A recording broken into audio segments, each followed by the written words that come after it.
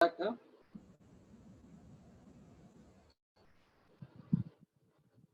تو میں بتا رہا تھا کہ حضرت اویس قرنی سرکار دو عالم صلی اللہ علیہ وسلم کے پردہ فرمانے کے بعد حضرت عمر فاروق کا دور میں حضرت عمر فاروق اور حضرت علی نے ڈیسائیڈ کر لیا کہ اب کسی طرح ہم کو خرج جانا پڑے گا اور وہاں جا کر حضرت حضور صلی اللہ علیہ وسلم کی مسجد کو پورا کرنا پڑے گا. تو حضرت عمر فاروق کو ڈاؤٹ آیا کہ خرن تو بڑی جگہ ہوگی, وہاں پر جا کر کیسے ڈھونڈیں گے. تو آپ نے ایک آئیڈیا کیا کہ حج کا سیزن آیا تو جیسے حاجی لوگ سب جمع ہوئے, تو جیسے ہی حاجی سب جمع ہوتے تو حضرت عمر فاروق چونکہ امیر المومنین تھے وہ ایڈریس کرتے تھے حاجیوں کو. تو ایک دن ایڈریس کرتے ہوئے آپ نے کہا کراؤڈ سے کہ اس کراؤڈ میں جو بھی یمن سے آئے اٹھ کے کھڑے ہو جاؤ. تو یمن سے جو لوگ آئے تھے سب اٹھ کے کھڑے ہو گئے. تو آپ نے فرمایا یمن میں خرن کے جو ولیج ہے, جو خریا ہے, اس کے رہنے والے کھڑے رہو, بچت بیٹھ جاؤ. تو بچت لوگ بیٹھ گئے, خرن کے رہنے والے کھڑے ہو گئے. تو آپ نے خرن والوں سے پوچھا اچھا تم یہ بتاؤ کہ خرن میں کوئی اویس نام کا آدمی رہتا ہے؟ تو خرن والوں میں سے بہت سارے لوگوں کو نہیں معلوم. تو اس میں سے ایک دو نے کہا ہاں ایک آدمی ہے جو دیوانہ پاگل جیسا ہے, وہ ہمیشہ جنگلوں میں رہتا ہے, وہ بکریوں کو چراتا ہے. تو حضرت عمر فاروق سمجھ گئے واقعی یہی آدمی ہوگا. تو آپ نے اس کا عطا پتہ پوچھا اور حضرت علی کو لے کر ایک دن دونوں نکلے. ڈھونڈتے ڈھونڈتے آخر پہنچے کہاں پر, ایک چرواہے سے آپ نے پوچھا تو چرواہے نے بتایا کہ ہاں وہ دیوانہ ادھر ہو, وہ درخت کے نیچے ہے, دیکھو جا کے دیکھو. تو آپ دونوں وہاں پر پہنچے تو کیا دیکھتے ہیں کہ ایک آدمی ہے جو نماز میں مشغول اور سامنے اس کے بکریاں چر رہے ہیں. تو حضرت عمر فاروق اور حضرت رضی اللہ تعالیٰ عنہ تھوڑی دیر جھاڑ کے نیچے بیٹھ گئے سائے میں اور ویٹ کرنے لگے کب نماز ختم ہوگی. تو جیسے آپ نے نماز ختم کی تو آپ دونوں نزدیک گئے, بولے السلام علیکم ورحمۃ اللہ وبرکاتہ. تو انہوں نے انہیں اویس نے کہا وعلیکم السلام امیر المومنین عمر فاروق, علی رضی اللہ تعالیٰ عنہ آپ پر سلام ہو. تو دونوں دنگ رہ گئے, پہلی دفعہ دیکھ رہے ہیں, پہلے کچھ ان کو انٹروڈکشن بھی نہیں ہے, یہ کیسے ہمارے نام جانتے ہیں, پہلے ہی تعجب ہو گئے. پھر اویس نے کہا اچھا آپ لوگ مجھ سے ملنے آئے؟ فرمایا ہاں. تو حضرت اویس فوراً بول اٹھے اچھا میرے آقا نے مجھے کیا انعام بھیجا ہے, مجھے کیا تحفہ بھیجا ہے بتا دو. تو دونوں تعجب ہو گئے, ان کو کیسے معلوم آقا ان کو تحفہ بھیجے. پھر بھی دونوں نے کیا کہا ہاں لے لو, حضور نے یہ وصیت کی کہ تم کو یہ جبہ دیا جائے. اور اویس قرنی نے پوچھا اچھا میرے حضور کا حکم کیا ہے میرے لیے؟ تو دونوں نے کہا کہ حضور نے فرمایا کہ تم اس جبے کو پہنو اور اللہ کے پاس دعا کرو کہ اللہ تعالیٰ حضور کی امت کو بخش دے.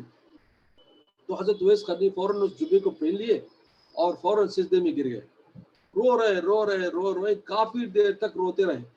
تو حضرت عمر فاروق حضرت علی بےقرار ہو گئے. تو انہوں نے سوچا یہ کیا اتنا ٹائم لے رہے ہیں. تو ان کو جب اٹھایا تو فوراً حضرت اویس قرنی اٹھ گئے اور بولے آپ نے تھوڑا جلدی کر دی, میں تو اللہ کو منا رہا تھا, آخر اس نے مان کر آدھی امت کو تو بخش دیا. اللہ تعالیٰ آدھی امت کو بخش دیا, ابھی آدھی امت باقی تھی تو ہم آپ لوگوں نے تھوڑا جلدی کر دی. کوئی بات نہیں, انشاءاللہ اللہ تعالیٰ پھر سے اس کی بخشش کر دے گا. اللہ اکبر. حضرت عمر فاروق حضرت اویس قرنی کو جب دیکھنے گئے تو ان سے وہ جو پہچان کا جو دھبا تھا اس کو دیکھ لیے, پہلے دیکھنے کے بعد ہی وہ چپا دیے. تو بتانا مقصد یہ ہے کہ ایک عاشق رسول کا مقام دیکھو, کہاں پہ حضرت عمر فاروق کا درجہ, اللہ اکبر. صحابہ کرام میں دوسرے نمبر پر, حضرت علی کا درجہ چوتھے نمبر پر. ایسے جلیل القدر صحابہ کرام آپ کو ڈھونڈتے ہوئے آ رہے ہیں. اور اس پر بڑی بات تو یہ ہے کہ حضور نے اپنا جبہ دے کر بخشش کی دعا ان سے کرائی. اللہ اکبر. کیا مقام ہے اویس قرنی کا کہ حضور صلی اللہ علیہ وسلم اپنے عاشق کو कितना बड़ा दर्जा बताते हैं। ये इसमें 2-3 चीजों का आपको नोट करना है। नंबर 1, उवैस करनी खरन में रहने वाले, हुजूर मदीना शरीफ में रहने वाले, इतनी दूर के मसाफत में ना हुजूर ने देखा ना उवैस ने देखा, लेकिन हुजूर ने उनका नाम भी बताया, पता भी बताया। क्या मतलब? इससे मतलब ये है कि हुजूर सल्लल्लाहु अलैहि वसल्लम को आज भी दुनिया में कोने कोने में जहां कोई भी उनका आशिक है, हुजूर का आशिक है, हुजूर जानते हैं, हुजूर उसके इश्क को जानते हैं, हुजूर उनकी इस मोहब्बत को हुजूर से जानते हैं, और हुजूर पर दरूद पढ़ना, हुजूर को सलाम करना हुजूर खुद सुनते हैं। इससे पता चलता है, समझे? तो इस वजह से अहले सुन्नत जमात के पास अकीदा क्या है? हमारे हुजूर हमारी दुआओं को सुनते हैं, हमारे सलाम को सुनते हैं, हमारे दरूद को सुनते हैं और हमारे लिए दुआ करते हैं। ये अकीदा है। इस अवेश करने के वाक़े से हमको पता चलता है। दूसरी चीज़ क्या है? उम्मत की बख्शिश की दुआ हुजूर ने अवेश करने से क्यों कराया?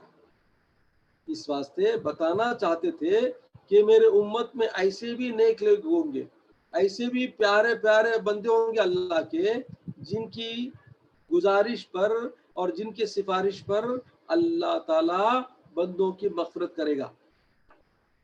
अब यहाँ से हमको पता चलता कि अल्लाह के नेक बंदों को अल्लाह क़यामत में मौका देगा कि वो अपने फॉलोअर्स को, अपने चाहने वालों को, जो अल्लाह के नज़दीक गुनहगार भी होंगे, लेकिन अल्लाह ताला इनकी सूरत देकर या इनके वसीले से उनको बख्श देगा। हुज़ूर सल्लल्लाहु अलैहि वसल्लम की एक रिवायत में यूँ भी आता है कि मेरे उम्मत में ऐसे 70,000 उम्मती होंगे जो क़यामत में नूर के मेंबरों पर बिठाए जाएंगे और उनके चेहरे चमक रहे होंगे। सारे अंबिया कराम उनको देखकर हर्ष करेंगे कि ये कौन लोग हैं? तो फरिश्ते बोलेंगे ये हुजूर के ने आखिरी नबी मोहम्मद रसूलुल्लाह सल्लल्लाहु अलैहि वसल्लम के उम्मती हैं। क्यों? क्योंकि ये ऐसे उम्मती थे कि अल्लाह के रसूल की खातिर उन्होंने अपनी सारी जिंदगी इबादत में गुजारी और अल्लाह की खातिर अपना जान, अपना माल, अपना सब कुछ लुटाया। तो ऐसे नेक बंदों के लिए नूरानी मेंबर होंगे। आगे चलकर हुजूर सल्लल्लाहु अलैहि वसल्लम ने हदीस में फरमाई कि ऐसे 70,000 नेक लोगों के उम्मतियों के साथ साथ एक एक के साथ साथ 70,000 लोगों को अल्लाह मग़फ़िरत करेगा। एक एक के साथ 70,000 तो चुनिंदा है, उनके एक एक आदमी के साथ 70,000 लोगों को उनकी मग़फ़िरत कराएगा। ये कौन होंगे? ये अल्लाह के प्यारे हबीब की उम्मतियों में कौन होंगे? औलिया कराम है, अल्लाह के प्यारे बुजुर्गान दीन है, जो अल्लाह और अल्लाह के रसूल की खातिर अपनी जिंदगी तमाम अल्लाह के और अल्लाह के रसूल की खिदमत में गुजारे। तो इस वजह से कहते हैं कि अल्लाह के नेक बंदों के दामन को थाम लो ताकि क़यामत में तुम्हें रुसवाई से बच जाए और उनके वसीले से तुम भी नेक बन जाओगे। हम क्यों चाहते हैं औलिया कराम को? अल्लाह के बंदे, हम भी अल्लाह के बंदे हैं, हमारे भी उनमें क्या डिफरेंस है? वो ऐसे बंदे हैं जो अल्लाह के फरमा बरदार हैं, ऐसे फरमा बरदार हैं, उनका खाना पीना उठना बैठना मरना सब कुछ अल्लाह के लिए। और हमारा ऐसा नहीं है, हम दुनिया के लिए जीते हैं, दुनिया की ख्वाहिशात में जिंदगी गुजारते हैं, कभी कभी मौका मिला इबादत करते हैं। तो ये डिफरेंस है। इसकी वजह से हम क्या करते हैं, बुजुर्गों का सहारा लेने से क्या होता, उनकी थोड़ी थोड़ी हमारी को भी आदत आ जाती है, हम भी नेक बनने की कोशिश करते हैं। समझे? तो फरमा बरदार, माँ का फरमा बरदार का हाल आपने सुना, कितना बड़ा दर्जा मिला। और नाफरमान बेटे का हाल सुना नूह अलैहिस्सलाम के। तो याद रखो, माँ बाप की फरमा बरदारी में अल्लाह की रजामंदी है। माँ बाप का नाफरमान अल्लाह का नाफरमान, गुनहगार और दोज़ख का मुस्तहक़। तो इस वजह से बच्चों को हम तरबियत करना चाहिए, बच्चों को तरगीब दिलाना चाहिए, बच्चों के लिए अच्छी अच्छी बातें बोलकर उनको दीन के कामों में लगाना चाहिए। ये बात याद रखो। आगे अल्लाह फरमाता है, उलाइकल्लज़ीना हक़्क़ अलैहिमुल क़ौलु फ़ी उममिन क़द ख़लत मिन क़ब्लिहिम मिनल जिन्नि वल इंस। یہ وہی لوگ ہیں جن کے بارے میں اللہ کا فیصلہ ہو چکا، اور وہ پچھلے قوموں کی طرح جنات اور انسان کے گروپ میں اور گروہ میں شامل ہو جائیں گے جو جہنم رسید ہوں گے۔ انہم کانوا خاسرین، بے شک وہ بڑے خسارے میں رہیں گے۔ آگے اللہ فرماتا ہے وَلِكُلٍّ دَرَجَاتٌ مِّمَّا عَمِلُوا، اور ہر ایک کے لیے ان کے عمل کے مطابق درجات دیے جائیں گے۔ وَلِيُوَفِّيهِمْ أَعْمَالَهُمْ وَهُمْ لَا يُظْلَمُونَ، اور ان کے اعمال کا برابر سے برابر جزا اور ان کی جزا دی جائے گی، اور کسی پر کوئی ظلم نہیں کیا جائے گا۔ وَيَوْمَ يُعْرَضُ الَّذِينَ كَفَرُوا عَلَى النَّارِ، اور جب کافروں کو دوزخ کی آگ کے قریب لے جایا جائے گا تو فرشتے کہیں گے اذهبتم طیباتکم فی حیاتکم الدنیا واستمتعتم بها، ارے کافرو، ارے مشرکو، تم میں جو بھی نیک کام کیے، تم بھی جو اچھے کام کیے دنیا میں، اللہ نے تم کو دنیا میں ہی اس کی جزا دے دی، تم نے اس کو مزہ اڑا لیا، تم نے اس کا استعمال کر لیا، اب تمہارے لیے وَالْيَوْمَ تُجْزَوْنَ عَذَابَ الْهُونِ بِمَا كُنْتُمْ تَسْتَكْبِرُونَ فِي الْأَرْضِ بِغَيْرِ الْحَقِّ وَبِمَا كُنْتُمْ تَفْسُقُونَ، آج تمہارے لیے بڑا دردناک اور بڑا ہی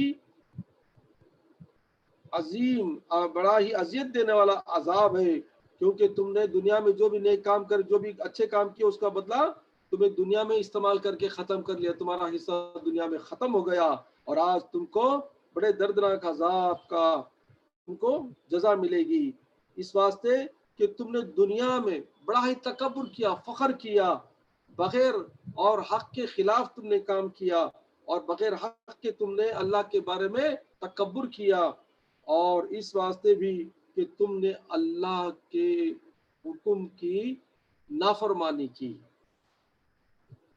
تو اس سے پتہ چلتا ہے کہ جو لوگ اللہ کے حکم یعنی ماں باپ کی فرما برداری، ماں باپ کو حکم، ماں باپ کی خدمت نہ کر کے، تو یہ بھی ان لوگوں میں شامل ہو جائیں گے جو اس سے پہلے کافر و مشرک تھے، جنات میں بھی، انسان میں، گروہوں میں بھی، کیونکہ انہوں نے بھی اللہ کی باتوں کا انکار کیا، حکم کا انکار کیا، اور وہ بھی دنیا کے لفظ، دنیا کی جو زینت ہے اس میں لگ کر اللہ کی آیتوں کا انکار کر کے اللہ کی باتوں کا مذاق اڑائے، اور ایسے لوگوں کے لیے تکبر کے ساتھ جو دنیا میں زندگی گزارتے تھے، فخر کے ساتھ گزارتے تھے، ان کے لیے دردناک عذاب کی یہاں وعید آئی۔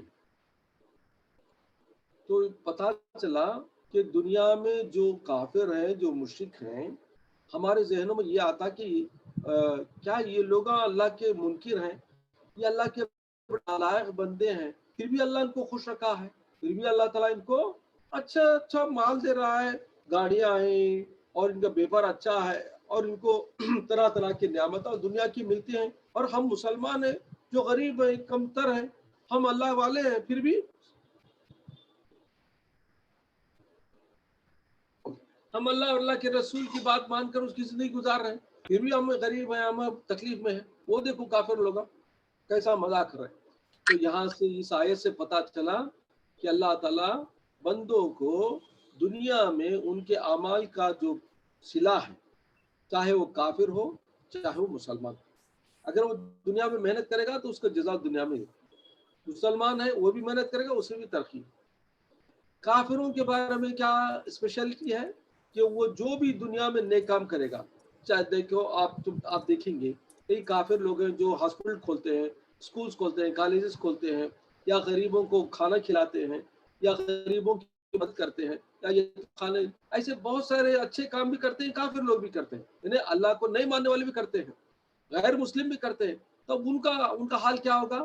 قرآن کی آیت تم کو صاف صاف نظر آتی ہے، بتایا گیا کہ یہ لوگ جو دنیا میں اچھے کام کرتے تھے، ان کی جزا اللہ کیا کرتا دنیا میں، ان کو خوب مال دیتا، ان کے اولاد کو اچھا رکھتا، ان کو بیپار دیتا، ترقی دیتا، اور دنیا کی تمام عیش و عشرت ان کو دے دیتا، اور ان کو پورا اس کا جو بھی انہوں نے اچھے کام کیے اس کا بدلہ، اس کی جزا دنیا میں ہی ختم کر دیتا۔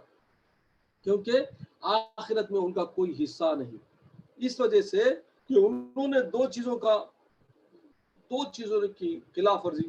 نمبر ایک، اللہ کی آیات کا انکار، اسلام کا انکار، حضور کا انکار، قرآن کا انکار، مرنے کے بعد اٹھائے جانے کا انکار، قیامت کا انکار، حساب و جواب کا انکار. تو اس کی سزا تو ان کو ضروری ملی ہے. دوسری چیز کیا تھی؟ تکبر، فخر. کیا فخر کرتے تھے؟ وہ اپنے مذہب کو اچھا سمجھ کے مسلمان اب بیکار سمجھتے تھے، ان کی باتیں جھوٹی بولتے تھے، قرآن نعوذ باللہ ہمارے ہر چیز کو جھوٹ بتاتے تھے. تو اس وجہ سے انہوں نے تکبر کیا، انہوں نے غرور کرے اللہ کے اور اللہ کے رسول کی باتوں کا اور اسلام کا. تو اس وجہ سے ان کو ڈبل سزا ملی. تو اس سے پتا چلا. لیکن اس کے برعکس مومن ہے، مسلمان ہے، وہ محنت کرتا ہے دنیا میں، اللہ اس کو دنیا میں بھی اچھا رکھتا ہے، اس کو جزا بھی دیتا ہے اور آخرت میں بھی اسے جزا دیتا ہے. یہ ڈفرنس ہے. ایک ایمان والے میں بھی، ایک کافر میں بھی ڈفرنس کیا ہے؟ ایمان والے کو دنیا میں بھی حصہ ملے گا، آخرت میں بھی حصہ ملے گا. اس واسطے حضور نے فرمایا تم اس طرح دعا کرو، ربنا آتنا فی الدنیا حسنہ وفی الآخرۃ حسنہ. دنیا میں بھی اچھا رکھے اللہ، ہم کو آخرت میں بھی اچھا رکھے. انہیں مسلمان اگر نیک ہے، پرہیزگار ہے، تو وہ محنت کرتا ہے، دنیا میں ترقی کرتا ہے. محنت نہیں کر کے ترقی کرو کیسے کریں گے؟ دیکھو آپ نے دنیا میں دیکھا ہوگا کہ مسلمان ایسے مسلمان ہیں جو اچھے پڑھتے ہیں، لکھتے ہیں اور آگے چل کر بڑے بڑے پوسٹ پر ہیں، اور اس میں اچھے اچھے بزنس مین بھی ہیں. کیوں؟ کیونکہ انہوں دنیا میں محنت کرے. اور اگر یہ نیک لوگ، اگر یہی لوگ مسلمان اگر خیر و خیرات کرتے ہیں، نماز بھی پڑھتے ہیں، زکوٰۃ بھی دیتے ہیں، تو دین میں بھی چلتے ہیں، تو واقعی ان کے لیے سونے پر سہاگا ہے. دنیا میں بھی اللہ ان کو اچھا رکھتا، ترقی دیتا ہے، اور آخرت میں تو ان کے لیے جنت کے دروازے. نمبر 1. نمبر 2 کیا؟ دنیا کی عیش و عشرت، دنیا کی جو بھی مال و دولت ہے، یہ سب فانی ہے. یہ سب جنت کے ایک چھوٹی سی نعمت کے بدلے کچھ بھی نہیں ہے. جب بندے جنت میں داخل کیے جائیں گے تو ان کو پتا چلے گا کہ دنیا کی عیش و عشرت اس کے سامنے کچھ بھی نہیں ہے. اتنی پیاری پیاری چیزیں دنیا کے بدلے اللہ نے جنت میں ہم کو بنا کے رکھا ہے. تو جو بندے دنیا میں خواہش کرتے ہیں کہ عیش و عشرت کی، یہ ناکارہ خواہش ہے. حضور صلی اللہ علیہ وسلم نے منع فرمایا کہ دنیا کی خواہشوں کو چھوڑو، بڑے بڑے چیزوں کو حاصل کرنا اور بڑے بڑے عیش و عشرت کرنے سے بچو. کیونکہ اگر تم ایسا یہاں ملوث ہو جاؤ گے، دنیا میں ایسا اٹک جاؤ گے، تو آخرت میں تمہارا حصہ کم ہو جائے گا. آخرت کم ہو جائے گا. اس واسطے فرمایا گیا کہ جو بھی مالدار ہیں، مسلمان ہیں، وہ جو غریب طبقے کے مسلمان ہیں، جو بالکل غریب طبقے مسلمان ہیں لیکن نیکوکار ہیں، ان کے درجے جنت میں زیادہ ہوں گے. ان کی جنت کے درجے زیادہ ہوں گے اور وہ جنت میں بہت ساری نعمتوں سے زیادہ حاصل کریں گے بہیوس جو پیسے والے تھے. کیونکہ پیسے والوں کو دنیا میں بھی حصہ مل گیا، لیکن غریبوں کو دنیا میں حصہ نہیں ملا. پورا حصہ ان کو جنت میں مل جائے گا. اس وجہ سے فرماتے ہیں کہ دنیا میں غریبی اچھی ہے، دنیا میں غریبی اچھی ہے، لیکن نیک زندگی امپورٹنٹ. تم نیک بنے رہو، غربت کی فکر مت کرو، کیونکہ تمہارا حصہ دنیا کا نہیں، آخرت کا ہے. سرکار دو علیہ وسلم کے دربار ایک بار کیا ہوا، حضور صلی اللہ علیہ وسلم چٹائی پر، ریت پر، یعنی نیچے ریت تھی، ادھر پہ وہ بالو تھی، اس کے اوپر ایک چٹائی لگائے تھے اور اس پر آپ آرام فرما رہے تھے.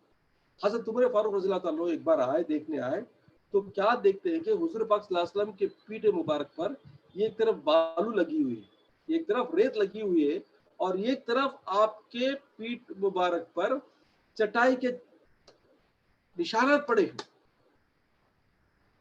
آپ بیر باڈی تھے شاید، تو آپ کے باڈی پر چٹائی کے نشانات پڑے ہیں. تو حضرت عمر فاروق رونے لگ گئے، یا رسول اللہ، قیصر و کسریٰ کے بادشاہ راج کر رہے ہیں دنیا میں، اور آپ تو دنیا مافیا کے مالک ہیں، آپ کو اللہ نے سب کچھ عطا فرمایا، اور آپ کا حال یہ ہے کہ آپ کے پیٹھ پر نشانات اور آپ کی چٹائی اتنی. اللہ اکبر، رونے لگ گئے. تو حضور نے فرمایا، عمر فاروق تم روتے کیوں ہو؟ تم روتے کیوں ہو؟ ارے ہمارا تو مقام جنت کا ہے، ہم یہاں پہ مسافر ہیں. ہمارے مسافر کے لیے یہ کیا ہے؟ دنیا کچھ بھی نہیں ہے. عمر یاد رکھو ہم کو سب کچھ اللہ رکھا ہے جنت میں، اور دنیا کی فکر مت کرو۔ حضور صلی اللہ علیہ وسلم کا حال ایسا تھا، آج ہمیں نرم نرم بستر پر سوتے ہیں، اے سی میں سوتے ہیں، کبھی ہم نے سوچا کیا حضور صلی اللہ علیہ وسلم کی زندگی کیسی گزری، حضور صلی اللہ علیہ وسلم کی بیویوں کی زندگی کیسی گزری؟ اللہ اکبر۔ سنو میرے بچیوں، میرے بہنوں، بی بی عائشہ صدیقہ رضی اللہ تعالیٰ عنہ فرماتی ہیں کہ ایک وقت ایسا گزرتا تھا گھروں میں، ایک مہینے تک چولہا نہیں جلتا تھا حضور کے۔ اللہ اکبر۔ آپ فرماتی ہیں کہ ہمارا گزر صرف کھجور اور پانی پر ہوتا تھا۔ آج ہم کیا کیا کھاتے ہیں، کیسے کیسے لوازمات کھاتے ہیں۔ اللہ تعالیٰ کھلا رہا ہے، الحمدللہ کھاؤ، لیکن کبھی یاد کرو اپنے آقا کو، کبھی یاد کرو اپنے ماؤں کو، ہماری امہات المومنین بی بی عائشہ صدیقہ اور تمام حضور کی امت جو بھی امہات تھے، یہ ساروں کو یاد کرو ان کی زندگی کیسی گزری ہوں گی۔ پیٹ بھر کر نہیں کھائے۔ بی بی عائشہ صدیقہ فرماتے ہیں کہ ہم نے کبھی 2 وقت کی جوار کی روٹی پیٹ بھر کر نہیں کھایا۔ اللہ اکبر۔ آج ہم بریانی کیا کیا لوازمات کھاتے ہیں، پھر بھی اللہ کا شکر گزار نہیں ہوتے۔ یہ ہمارے حضور کا صدقہ ہے، یہ ہمارے حضور کی پیاری دعاؤں کا صدقہ ہے جو آج ہم مزاح کر رہے ہیں۔ کرو، نو پرابلم، اللہ کا شکر ادا کرو۔ تو آپ بی بی عائشہ صدیقہ رضی اللہ تعالیٰ فرماتی ہیں کہ ہمارے وقت ہمارے کو کھانے کو نہیں ہوتا تھا۔ ہاں، اللہ تعالیٰ انصار کی عورتوں کو اچھا رکھے، اللہ ان کو جزائے خیر دے، وہ کبھی دودھ بھیج دیتے تھے، وہ دودھ پی لیتے تھے۔ اللہ اکبر۔ ایسی پیاری تھی ہماری مائیں، ایسی پیاری تھی حضور کی پیاری بیویاں۔ حضور کا حال ایسا تھا، کبھی کبھی فاقہ 1 دن کا نہیں، 2 3 دن کا فاقہ کرتے تھے ہمارے حضور۔ تو دنیا کی دولت، دنیا کی رونق اور دنیا کی تمام جو سہولتیں ہیں، یہ سب ٹیمپرری ہیں، فانی ہیں۔ ہمارا ایم آخرت ہے، ہماری زندگی آخرت ہے، ہمارا سب کچھ آخرت میں حصہ ہے۔ تو اس وجہ سے جو بھی آپ کو ملتا ہے دنیا میں، صرف اللہ کا شکریہ ادا کرو۔ اس واسطے چھوٹی آج میں آپ کو سکھاتا ہوں، یہ دعا سیکھ لو۔ اللہ سے دعا کیا کرنا؟ الحمدللہ لک الحمد و لک الشکر یا اللہ۔ کیا بولنا؟ الحمدللہ لک الحمد و لک الشکر یا اللہ، الحمدللہ لک الحمد و لک الشکر یا اللہ۔ اور دوسرا بار بولو، الحمدللہ علی کل حال، الحمدللہ علی کل حال، الحمدللہ علی کل حال۔ یا اللہ ہر حالت میں تیرا شکر ہے، یا اللہ ہر حالت میں تیری تعریف ہے۔ جیسی بھی حالت میں رکھا الحمدللہ۔ ایمان کی ضرورت ہے یہاں پہ، دنیا میں کیا چاہیے ہم کو؟ ایمان۔ ماں باپ کی خدمت، ماں باپ کی دعا۔ اگر آپ کے ماں باپ زندہ ہیں، میرے بچیوں، یہ موقع ہے تم کو خدمت کرو، یہ موقع ہے تم کو ان کی دعائیں لو۔ حضرت موسیٰ علیہ السلام جب پہاڑ چڑھنے لگ گئے تو پہاڑ سے پاؤں پھسلا، نیچے گرنے لگے، تو پیچھے سے آواز آئی اللہ کی طرف سے، موسیٰ موسیٰ بی کیئرفل، موسیٰ خبردار خبردار، وہ ہاتھ جو تمہاری دعا کے لیے اٹھتے تھے آج وہ نہیں ہیں، وہ ہاتھ جو تمہاری دعا کے لیے اٹھا کرتے تھے وہ آج نہیں ہے، خبردار گر جاؤ گے۔ کیا مطلب؟ اللہ اکبر۔ اللہ کا کہنا کیا ہے کہ ماں گزر گئے موسیٰ علیہ السلام کے، اور وہ دعائیں کرنے والی ماں، اس کے ہاتھ اٹھنے والے ماں اب نہیں رہے۔ ماں کی دعا سے گرتے گرتے بچ سکتے تھے، ماں کی دعا نہیں رہے گی تم کو مار لگے گا، ماں کی دعا نہیں رہے گی تم کو آفت آئے گی، تم کو دنیا کے نقصانات ہوں گے۔ اللہ اکبر۔ میرے بچیوں، میرے بہنوں، اگر تمہارے ماں زندہ ہیں تو خدمت کرو، ان کی دعائیں لو۔ ماں کی دعا ساتوں آسمانوں کو چیرتے ہوئے عرش تک پہنچ جاتی ہیں، اور ماں کی دعا کا اثر ایسا ہوتا ہے کہ تمہارے لیے دنیا کی تمام مصیبتیں دور ہو جاتی ہیں اور اللہ کی طرف سے نعمتیں آپ کو ملتی رہتی ہیں۔ تو آج پتہ چلا کہ ہم کو ماں باپ کی خدمت کا جب موقع ملے گا، بھرپور خدمت کرو، ان کی دعائیں لو، اور جتنا ہو سکے خوش کرو۔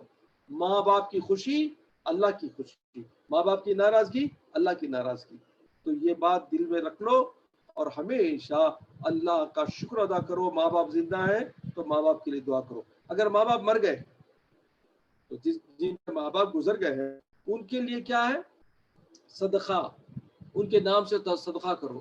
ان کے نام سے کوئی کنواں بنانا ہے, کوئی مسجد بنانا ہے, کوئی مدرسہ بنانا ہے, ایصال ثواب کی نیت سے کچھ نہ کچھ کرو.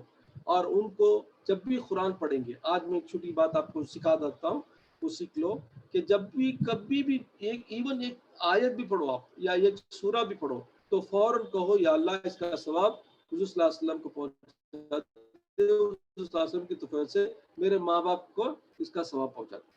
ہر جو بھی تمہیں قرآن پڑھیں گے اور جو بھی نیک کام کریں گے اس کا ایصال ثواب ماں باپ کو کر دو. اور اتنا ایزی چیز ہے کہ جو بھی ہم قرآن پڑھتے ہیں آسان ہے, منہ سے بولنا ہے ایصال ثواب میرے ماں باپ کی روح پہنچا دو, بس. تو یہ سب پہنچتا رہے گا. جو بچے ماں باپ کو ہمیشہ ڈیلی جو ماں باپ کے لیے ایسا ثواب کرتے ہیں, اللہ تعالیٰ ان کے وہ بندوں کے نام نیکوکاروں کی لسٹ میں لکھ دیتا ہے. نیک بندوں کی لسٹ میں آ جاتے ہو تو سمجھے نہیں. تو اس وجہ سے میری گزارش یہ ہے کہ تم اپنے ماں باپ کے لیے کچھ نہ کچھ کرتے رہو.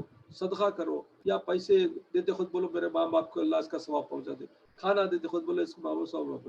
یہ ایک برتن کھانا مہینے میں ایک بار یا وارم میں ایک بار یا کبھی جمعہ کو دے دو, کسی طرح بھی دیتے خود بول دینا یا اللہ اس کا ثواب میرے ماں باپ کی روح پہنچا دے.